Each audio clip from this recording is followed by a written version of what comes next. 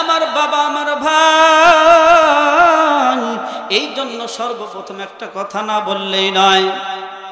এই যে আমরা মাহফিলের মধ্যে বসে আছি আর একদল মানুষ বাহিরে ঘোরাফেরা করতেছে, তারা আর মাহফিলের মধ্যে যারা বসে আছে তারা কি সমান?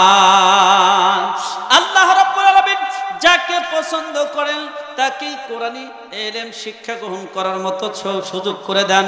জোরে বলেন কথা ঠিক কিনা? এই পৃথিবীর মধ্যেও দেখবেন মানুষ দুই দলে বিভক্ত।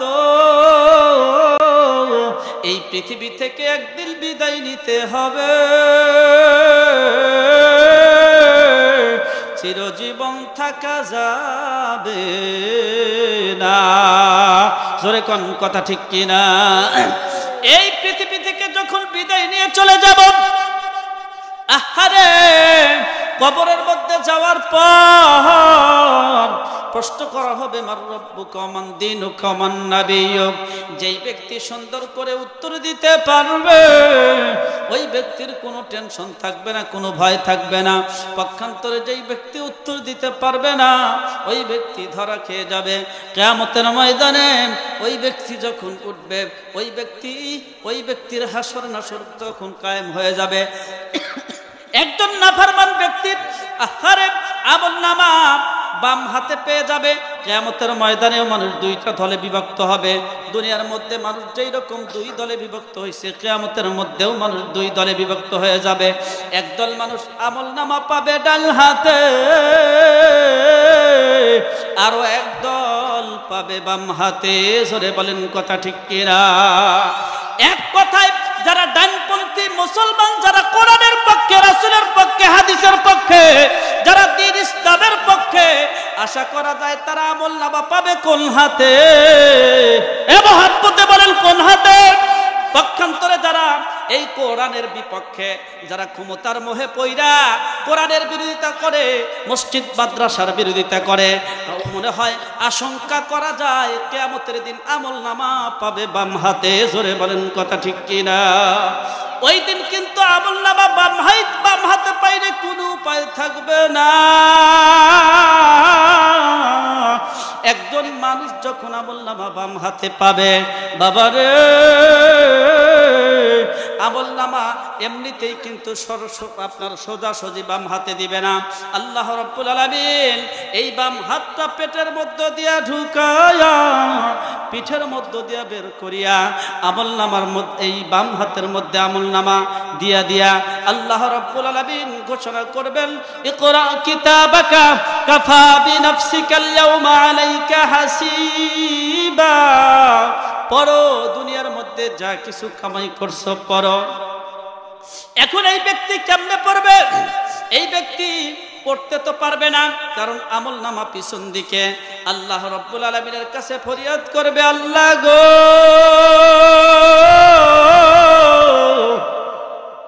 আমলনামা বাম হাতে, তাও পিছনের দিকে আমি কেমনে পড়ব? একটা ব্যবস্থা কইরা দেন। এইবার ফেরেশতা আসিয়া ঘাটটা ভাঙ্গিয়া পিছনের দিকে ঘুরাইয়া দিবে। এরপরে এই ব্যক্তি আমলনামা পড়বে, ওয়াউদিআল কিতাব ফাতারাল মুজরিমিনা মুশফিকিনা মিম্মা ফীহ। এই ব্যক্তি আফসোস করবে আর বলতে থাকবে, মালি হাদাল কিতাব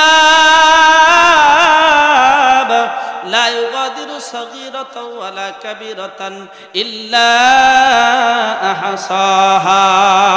হায় আফসোস, এটা কেমন আমলনামা, কেমন কিতাব! ছোট্ট কোনো গুনাহ তো ছাড়া হয় নাই, বড় কোনো গুনাহ তো ছাড়া হয় নাই। ওই গভীর রজনীতে কেউ দেখে নাই, এমন অন্ধকার রজনীতে একটা গুনাহের কাজ করছিলাম, আজকে ওই গুনাহটাও আমার হাতের মধ্যে লেখা।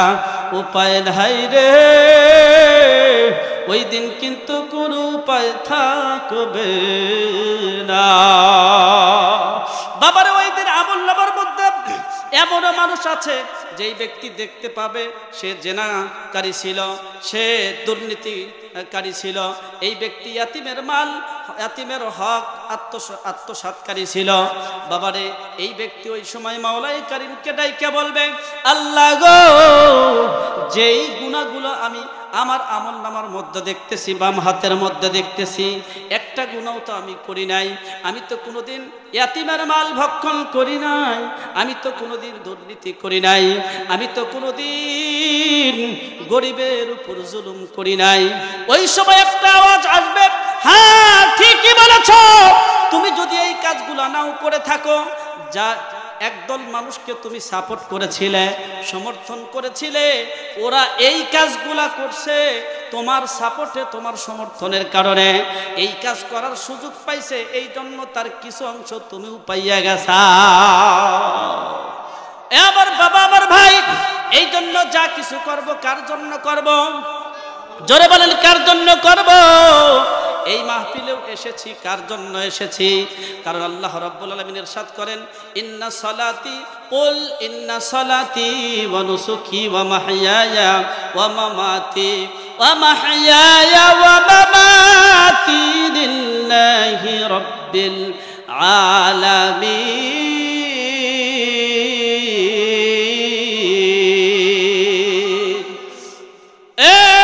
পৃথিবীর মানুষ বলো, আমার নামাজ হবে কার জন্য?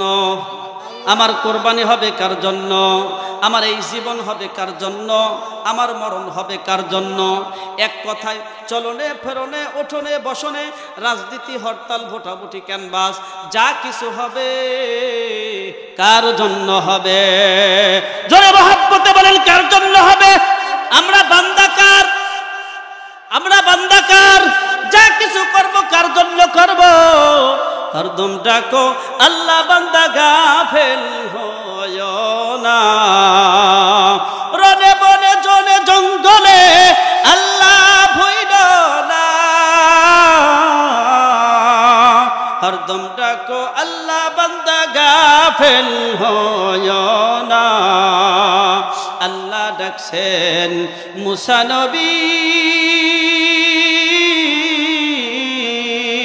ওরে মাওলার প্রেমে কয় রব্বি আরিনি। মাওলাই কইছেন লাং তারানি, মারহাবা, জোরে কোন মারহাবা। মাওলাই কইছেন লাং তারানি, মুসা দেখতে পারবি না। হরদম ডাকো আল্লাহ, বান্দা গাফেল হয় না। আমার বাবা, আমার ভাই, এই জন্য মাওলাই কারীম এই পৃথিবীর মধ্যে আমাকে আর আপনাকে প্রেরণ করছেন, সৃষ্টি করছেন। এর পিছনে উদ্দেশ্য আছে না নাই? উপস্থিত যারাই আছেন খেয়াল করে শোনেন, সূরা জারিয়াতের 56 নম্বর আয়াতের মধ্যে আল্লাহ আপনাকে আর আমাকে কোন উদ্দেশ্যে পৃথিবীর মধ্যে প্রেরণ করছেন আল্লাহ রাব্বুল আলামিন ঘোষণা করতেছেন, ওয়া মা খালাকুতুল জিন্না ওয়াল ইনসা ইল্লা লিয়াবুদুন।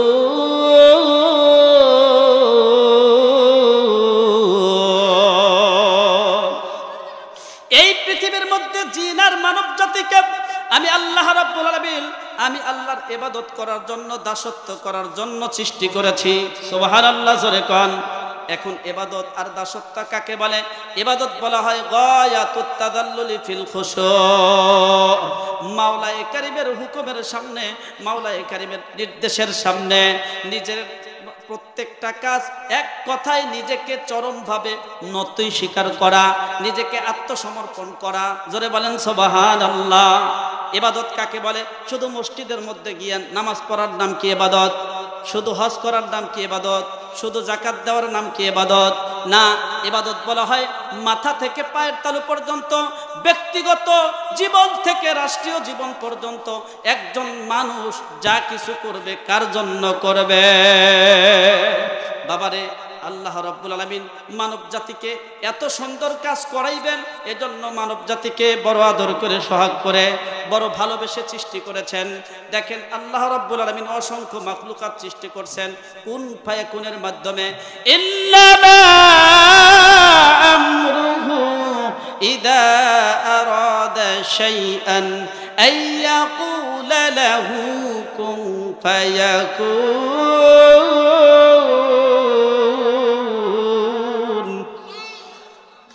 গ্রহণ নক্ষত্রকে বানানোর ইচ্ছা পোষণ করছেন, কোন বলছেন হয়ে গেছে। সপ্ত আকাশকে বানানোর ইচ্ছা পোষণ করছেন, কোন বলছেন সাথে সাথে হয়ে গেছে। সপ্ত জমিনকে বানানোর ইচ্ছা পোষণ করছেন, কোন বলছেন সাথে সাথে হয়ে গেছে। কেবলই মানুষ ওয়াখালাকা আদামা বিয়াদিহি, আল্লাহ মানব জাতিকে নিজের কুদরতি হাত লাগাইয়া বানাইছেন। জোরে কোন সুবহানাল্লাহ। শুধু তাই নয়, তাফসিরে কাশফের মধ্যে উল্লেখ রয়েছে বান্দার কোথায় নাকটা বসবে, কোথায় কপালটা বসবে, কোথায় ঠোঁট দুইটা বসবে। আল্লাহ রাব্বুল আলামিন নিজের কুদরতি হাত লাগায়া টিপা টিপা টিপা টিপা সুন্দর করে বানাইলেন। আর একটু জোরে কোন সুবহানাল্লাহ। এজন্য কালামে হাকিমের সূরা ওয়াকিয়ার আমি কয়েকটা আয়াত তেলাওয়াত করেছি। আল্লাহ রাব্বুল আলামিন ইরশাদ করতেছেন সূরা ওয়াকিয়ার 75 থেকে আপনার 76 77 নাম্বার পর্যন্ত আয়াত আমি আপনাদের সামনে তেলাওয়াত করেছি। আশা করা যায় এই আয়াতকে সামনে রেখে কিঞ্চিত সংক্ষিপ্ত আকারে আলোচনা করব। আমার সঙ্গে সঙ্গে সবাই ঠোঁট দুটি নাড়িয়ে নাড়িয়ে সুন্দর করে পড়েন বিসমিল্লাহির রাহমানির রাহিম। ফালা উকসিমু বিমাওয়াকি'ন নুজুম ওয়া ইন্নাহু লাকাসামুন লাও তা'লামুনা আযীম ইন্নাহু লাকুরআনুন কারীম।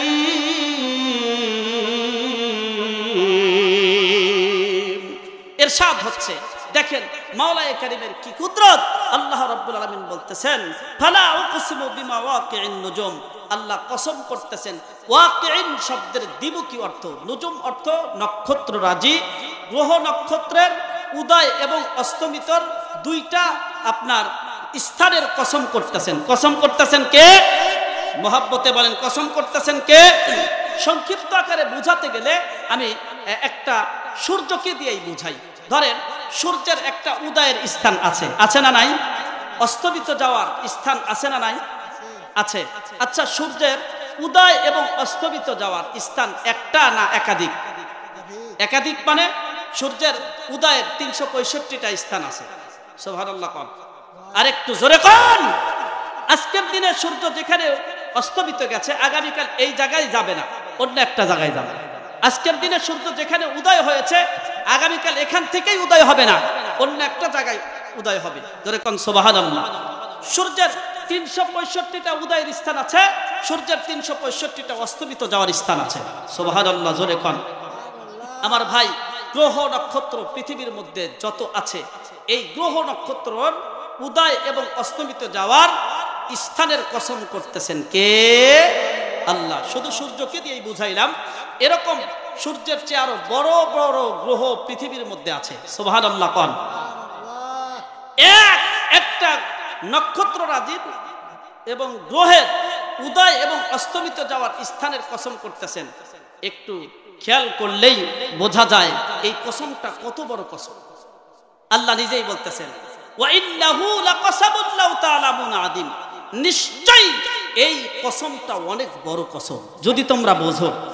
সুবহানাল্লাহ, জোরে কোন, আর একটু জোরে কোন।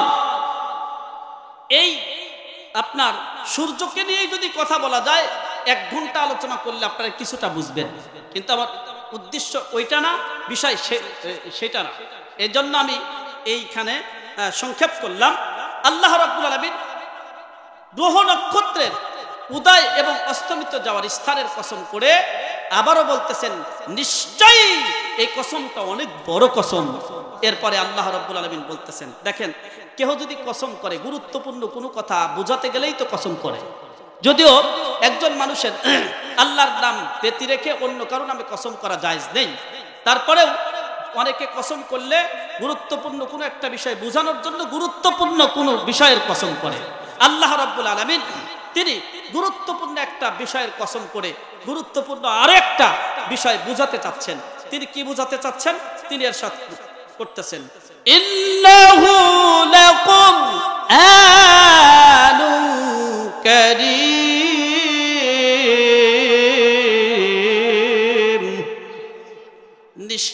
এ কোরআন বড় দামি। সুবহানাল্লাহ বলবেন না? সবাই বলেন এই কোরআন বড় দামি। কথা বলছেন কে? আল্লাহ বলতেছেন এই কোরআন বড় দামি। এই কোরআন কেমন দামি? এই কোরআন যেই রাত্রিতে অবতীর্ণ হয়েছে রাতটাও দামি, যেই মাসে অবতীর্ণ হয়েছে এই মাসটাও দামি। এই কোরআন যার উপর অবতীর্ণ হয়েছে তিনি একজন বড় দামি মানুষ ছিলেন। জোরে কোন সুবহানাল্লাহ। এই কোরআনের ধারক বাহক যে হবে সে বড় দামি হবে। জোরে কোন সুবহানাল্লাহ। ইয়ারফাইল্লাহুল্লাযীনা আমানু মিনকুম ওয়াল্লাযীনা উতুল ইলমা দারাজাত।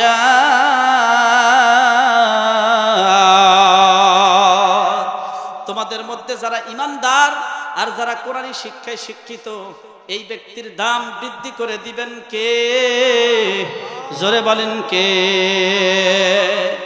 আবার বাবা, আবার ভাই, কোরআন এমন একটা কিতাব, এই কিতাবকে যেই ব্যক্তি ধরবে এই ব্যক্তির দাম বেড়ে যাবে। এই কিতাবকে যেই ব্যক্তি চুমা দিবে তার দামটা বেড়ে যাবে। এই কোরআনকে যেই ব্যক্তি মুখস্থ করবে তার দাম বেড়ে যাবে। এই কোরআন এই মাদ্রাসায় শিক্ষা দেওয়া হয়, এই মাদ্রাসায় যারা সহযোগিতা করবে তার দাম বেড়ে যাবে। সুবহানাল্লাহ কোন, আর একটু জোরে কোন সুবহানাল্লাহ। কোরআন মাওলায়ে কারীমের কালাম। কোরআন কিন্তু শুধু কিতাবুল্লাহ নয়, কোরআন আল্লাহর কালাম। কালাম মানে আল্লাহর ভাষা, আল্লাহর বাণী। আচ্ছা, কিতাব আর একটা ভাষা এই জিনিসটা কি এক? ভিন্ন জিনিস। বাবারে, এই কিতাব আর কালাম এই বিষয়টা নিয়ে বড় ধরনের একটা উদাহরণ আছে। সংক্ষিপ্ত কথা হলো হযরতে আহমদ ইবনে হাম্বল রহমাতুল্লাহ আলাইহি তার যুগে, বাবারে ওই যুগের যিনি বাদশা ছিল এই বাদশার আকীদা ছিল কোরআন আল্লাহর মাখলুক, আল্লাহর সৃষ্টি। কোরআন আল্লাহর সৃষ্টি, কিন্তু হক্কানি ওলামা আল্লাহর সৃষ্টি না, কোরআন আল্লাহর ভাষা। জোরে কোন সুবহানাল্লাহ। ধরুন আপনি একটা জিনিস বানাইছেন, এটা আপনার সৃষ্টি, আপনার বানানো জিনিস, আর আপনার মুখের ভাষা আর আপনার বানানো জিনিসটা কি এক? কি বলেন? ভাষা এবং আপনার বানানো এই জিনিস দুইটা কি এক? ইমানদার মুসলমান একটু খেয়াল করেন। আহমদ ইবনে হাম্বল রাহমাতুল্লাহ আলাইহি উনি বলতেন কোরআন আল্লাহর মাখলুক নয়, কোরআন আল্লাহর ভাষা। তুমসা কোই হামদম কোই তুমসা নেহি হ্যায়, বাতি তু হ্যায় হরদম মগর আওয়াজ নেহি হ্যায়।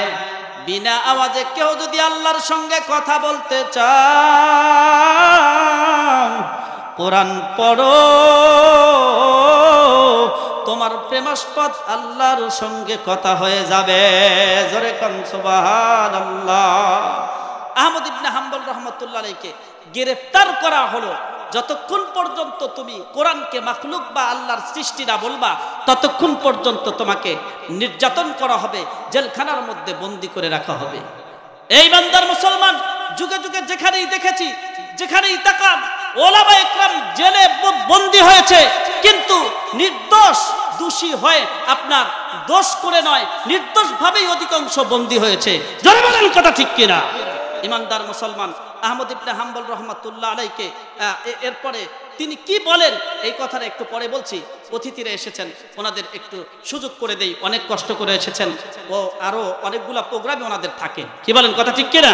তো অল্প সময়ের মধ্যে আশা করি ওরা আমাদের এখানে কিছু কথা বলবেন। লা ইলাহা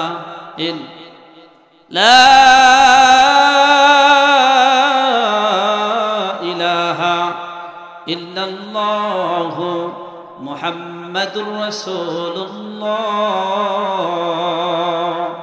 সকলেই বলুন সাল্লাল্লাহু আলাইহি ওয়াসাল্লাম। বাবা বলতেছিলাম কোরআন বড় দামি। কথাটা কার? কোরআন আল্লাহর ভাষা, কোরআন আল্লাহর ভাষা। হযরত আহমদ ইবনে হাম্বল রাহমাতুল্লাহ আলাইহি সে যুগের বাদশা মনসুর, সেই বাদশা তার একটা সে মুতাজিলা বংশের অধিকারী ছিল, মুতাজিলা আকীদার বিশ্বাসী ছিল। তার আকীদা ছিল কোরআন আল্লাহর মাখলুক বা আল্লাহর সৃষ্টি, কিন্তু হক্কানি ওলামা একরাম তাদের আকীদা হচ্ছে কোরআন আল্লাহর ভাষা। আপনারা সবাই বলেন কোরআন আল্লাহর কি ভাষা। গ্রেফতার করা হলো আহমদ ইবনে হাম্বল রাহমাতুল্লাহ আলাইহিকে। প্রত্যেকদিন 80টা কোড়ার আঘাত করা হচ্ছে। নাউজুবিল্লাহ বলেন সবাই, নাউজুবিল্লাহ। প্রতিদিন 80টা কোড়ার আঘাত করা হয়, আর বলা হয় আহমদ বলো ইন্নাল কুরআনা মাখলুক, কোরআন আল্লাহর মাখলুক। আহমদ ইবনে হাম্বল রাহমাতুল্লাহ আলাইহি বলেন ইন্নাল কুরআনা লাইসা বিমাখলুক, কোরআন আল্লাহর মাখলুক নয়, কোরআন আল্লাহর ভাষা। জোরে কোন সুবহানাল্লাহ। অনেক লম্বা সময় ধরে তাকে বন্দী রেখে এরপরে নির্যাতন করা হচ্ছে। একদিন কৌশল করার চিন্তা কইরা ওই বাদশা লোক পাঠায়া দিল, যাও আহমদ ইবনে হাম্বলের মাকে গ্রেফতার কইরা আইনা তার মার সামনে সন্তানকে পিটাও। মার সামনে যখন সন্তানকে আঘাত করা হবে তখন কিন্তু মাও কাঁদবে, সন্তানও কাঁদবে, কারো কিন্তু সহ্য হবে না। শেষ পর্যন্ত আমার উদ্দেশ্যে আমি সফল হয়ে যাব। বাবারে দেখেন কেমন মার কেমন সন্তান। মাকে গ্রেফতার কইরা আইনা জেলখানার মধ্যে আহমদ ইবনে হাম্বল রাহমাতুল্লাহ আলাইহির সামনে আহপারে ওই মাকে বলা হয়, আল্লাহর বান্দি, তোমার সন্তানকে একটা বিষয় প্রস্তাব দেওয়া হয়, তোমার সন্তান কিন্তু সেই প্রস্তাব গ্রহণ করে না। এখন তোমার সন্তানকে পিটানো হবে যতক্ষণ পর্যন্ত তোমার সন্তান কোরআনকে মাখলুক বলবে না, ততক্ষণ পর্যন্ত তাকে আঘাত করা হবে। বাবারে এইবার আহমদ ইবনে হাম্বলকে কোড়া দিয়ে আঘাত করা হয়। আঘাতের পর আঘাত, চামড়াগুলা ফেটে ফেটে ফিনকি বেড়ে রক্ত বের হয়। ওই মার সহ্য হয় না, মার চোখ দিয়ে পানি বের হয়। আহারে এমন কোন মা আছে যেই মার সামনে সন্তানকে পিটানো হবে আর মা সন্তানের শরীরের রক্ত দেখবে আর মা চুপ করে বসে থাকতে পারে? এই অবস্থায় মা নিজেকে নিয়ন্ত্রণ করা শুরু করলেন। আহমদ ইবনে হাম্বল রাহমাতুল্লাহ আলাইহি মার দিকে ফেল ফেল দৃষ্টিতে তাকায়, দেখি তো মার কি চিন্তা চেতনা। মা সন্তানের চোখের দিকে তাকাইয়াই বুঝতে পারলো সন্তান কি চিন্তা করে। আহমদ ইবনে হাম্বলের মা এইবার সন্তানের দিকে তাকাইয়া বলতেছে, বেটারে হাদিহিল ইয়াউমু আল্লাযী বুলিদতু। এবার সন্তান, এটা এমন একটা পরীক্ষার দিন, এটা এমন একটা কঠিন দিন, যেই কঠিন দিনে ধৈর্য ধারণ করতে হবে, যেই কঠিন দিনে ইমানের উপর অবিচল থাকতে হবে, অটল থাকতে হবে। এজন্যই আমি কষ্ট করে তোকে জন্ম দিয়েছি, এজন্যই তোকে কষ্ট করে আমার পেটে ধারণ করেছি। জোরে বলেন সুবহানাল্লাহ, আর একটু জোরে বলেন সুবহানাল্লাহ। কেমন মা আর কেমন সন্তান, কথায় আছে বাপ কা বেটা চেপাই কা ঘোড়া, अगर ना हो तो थोड़ा थोड़ा। আহমদ ইবনে হাম্বল ধৈর্য ধারণ করলেন, আঘাতের কারণে বেহুশ হইয়া পড়িয়া গেলেন। এইবার স্বপ্ন যুগে ওই বেহুশ অবস্থায় ঘুমিয়ে গেলেন। ঘুমন্ত অবস্থায় প্রেমাস্পদ আমার মাওলা আশেক আহমদ ইবনে হাম্বলের সামনে এসে কুদরতি ভাবে হাজির। ওরে আমার মাওলা রে,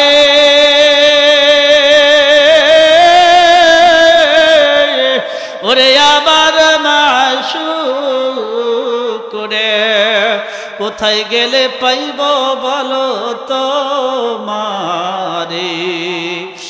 কোন প্রেমাস্পদকে কোন প্রেমিক যদি পাইয়া যায়, এই ব্যক্তি কিন্তু চিন্তা করবে ওই প্রেমাস্পদ কোন জিনিস পছন্দ করে তার কাছ থেকে শুনতে হবে। সরে বলেন কথা ঠিক কিনা? আহমদ ইবনে হাম্বল এইবার মাওলাই কারিমকে জিজ্ঞাসা করে, বিমা ইয়াতাকাররাবুল আবদু ইয়া আল্লাহ, আল্লাহ গো পাইছি আপনারে আর ছাড়ব না, আপনার কাছে কোন জিনিস বেশি প্রিয়, বেশি পছন্দ আমাকে বলে দাও। মাওলাই কারীম ডাকিয়া বলেন, বিতিলাওয়াতিল কোরআন, কোরআন তেলাওয়াত আমি আল্লাহর কাছে পছন্দের। জোরে কোন সুবহানাল্লাহ, আর একটু জোরে কোন সুবহানাল্লাহ। বাবা রে, আহমদ ইবনে হাম্বল এইরকম ভাবে 99 বার পর্যন্ত জিজ্ঞাসা করছেন, আল্লাহ আপনার কাছে কোন জিনিসটা বেশি পছন্দের। 99 বার পর্যন্ত আল্লাহ বলছেন কোরআন তেলাওয়াত আমার কাছে পছন্দ। আহমদ ইবনে হাম্বল এইবার তারপরে জিজ্ঞাসা করছেন, ফাহমিন আম বিগাইরি ফাহমিন, কোরআন তেলাওয়াত বুঝা পড়লে আপনার কাছে পছন্দ নাকি না বুঝা পড়লে আপনার কাছে পছন্দ?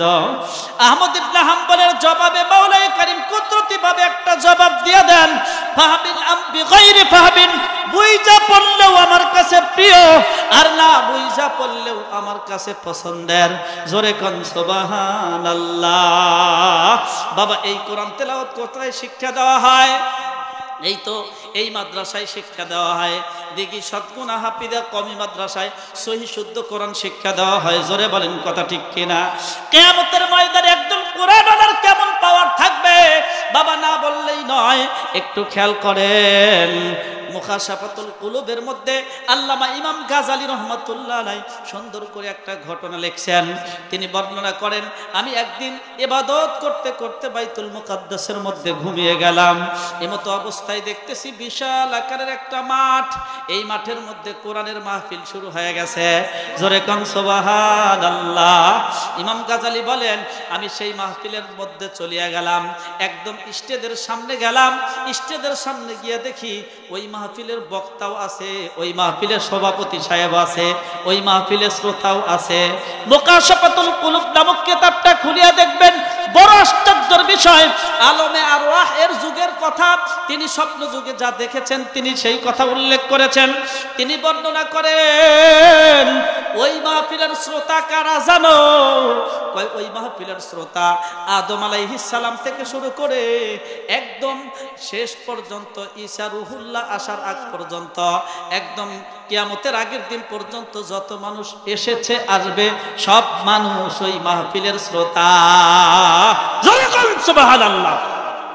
কয় বক্তা কারা জানো? কয় হযরত আদম আলাইহিস সালাম থেকে শুরু করে ঈসা রুহুল্লাহ পর্যন্ত যত নবী রাসূল এসেছে আসবে, যত নবী রাসূল চলে গেছে সবাই সেই মাহফিলের বক্তা। এখন হযরত ইমাম গাজালি রাহমাতুল্লাহ আলাইহি উল্লেখ করেন, আরে আমি কিছুক্ষণ পর দেখি ওই সভাপতি সাহেব উনি বক্তার নামের ঘোষণা করতেছে। জোরে কোন সুবহানাল্লাহ। তিনি আরো সুন্দর করে বর্ণনা করেন, এই যে মাহফিলের মধ্যে সবচেয়ে বড় সুন্দর সবচাইতে দামি আসন কিন্তু সভাপতির আসন। কথা কোন? বক্তার আসনের চেয়ে দামি আসন সভাপতির আসন। তিনি বর্ণনা করেন, আহমদ হযরতে ইমাম গাজালি রাহমাতুল্লাহ আলাইহি বলেন, আমি তাকাইয়া দেখি বক্তার আসনের ডান পাশে একটা সুন্দর চেয়ার আছে। এই চেয়ারের পায়াগুলা ইয়াকুত জবরজত মণিমুক্তা দ্বারা খচিত। এই চেয়ারের মধ্যে কে যেন বসা, এত সুন্দর চেহারা আমি কোনদিন দেখি না। আমি পার্শ্বের আমার বন্ধুকে জিজ্ঞেস করলাম, বন্ধু রে, বক্তার আসনের ডান পাশে সভাপতির আসনে কে বসা, তুমি কি তাকে চেনো?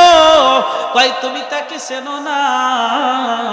যাকে উদ্দেশ্য করে আকাশ জমিন চন্দ্র সূর্য গ্রহ নক্ষত্র সৃষ্টি করা হয়েছে তিনি আর কেউ না, আখির জামানার পয়গম্বর বিশ্ব নবী মুহাম্মদুর রাসূলুল্লাহ সাল্লাল্লাহু আলাইহি ওয়াসাল্লাম। ইমাম গাজালি রাহমাতুল্লাহ আলাইহি বলেন, আমি পূর্ণিমার চাঁদ দেখেছি, আমার বিশ্ব নবীর চেহারাও দেখেছি। পূর্ণিমার চাঁদের মধ্যে বিন্দু বিন্দু কালিমার দাগ দেখা যায়, কালো কালো দাগ দেখা যায়, কিন্তু আখির জামানার পয়গম্বরের চেহারার মধ্যে লেশ মাত্র বিন্দু মাত্র কালো দাগ না। সম্পর্কে হযরত আয়েশা সিদ্দিকা রাদিয়াল্লাহু তাআলা আনহা বলেন, লানা শামসুন ওয়ালিল আফাকি শামসুন ওয়া শামসি আফদালু মিন শামসিস সামাই ফা ইন্নাশ শামসা তাতলু বাদাল ফাজরি ওয়া শামসি তাতলু বাদাল ইশাই। আম্মা জান আয়েশা বলেন, আমার ঘরে একটা সূর্য আছে, পৃথিবীর মধ্যে একটা সূর্য আছে, পৃথিবীর সূর্যের চেয়ে আমি আয়েশার ঘরের সূর্য কোটি কোটি কোটি কোটি কোটি গুণ বেশি উত্তম। জোরে বল সুবহানাল্লাহ। কারণ পৃথিবীর সূর্য উদয় হয় ফজরের নামাজের পর, আমি আয়েশার ঘরের সূর্য উদয় হয় ইশার নামাজের পর। জোরে বল সুবহানাল্লাহ। বাবারে,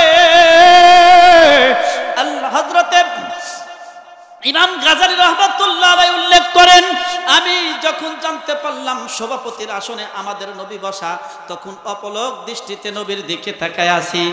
নবীজি এইবার বক্তার নামের ঘোষণা করেন, এই মুহূর্তে আপনাদের সামনে প্রাঞ্জল ভাষায় আলোচনা করবেন বনি ইসরাইল যুগের পয়গম্বর জলিলুল কদর পয়গম্বর হযরত মূসা আলাইহিস সালাম।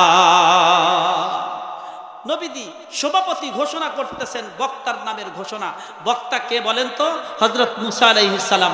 মূসা আলাইহিস সালাম চেয়ারে বসেই এইবার বলতেছে, আজকে ওয়াজ করার মতো তেমন কিছু নাই, তবে সভাপতি সাহেবকে উদ্দেশ্য করে আমার একটা প্রশ্ন। আপনি নাকি বলেছেন যে আপনার উম্মত যতক্ষণ পর্যন্ত বেহেশতে না যাবে, যতক্ষণ পর্যন্ত কোরআনী উম্মত বেহেশতে প্রবেশ না যাবে, বেহেশতে প্রবেশ করবে না, ততক্ষণ পর্যন্ত অন্য কোন নবীর উম্মত নাকি বেহেশতে প্রবেশ করবে না। সুবহানাল্লাহ। আরেকটু জোরে কোন সুবহানাল্লাহ। নবীজি বলেন, হ্যাঁ বলেছি। কয় কেমনে বললেন? কয় তোমার কি বিশ্বাস হয় না? কয় বিশ্বাস তো না হয় উপায় নাই, তবে বুঝে আসে না। সুবহানাল্লাহ। নবীজি বললেন, হ্যাঁ আমার উম্মতকে এই পাওয়ার দেওয়া হয়েছে, এক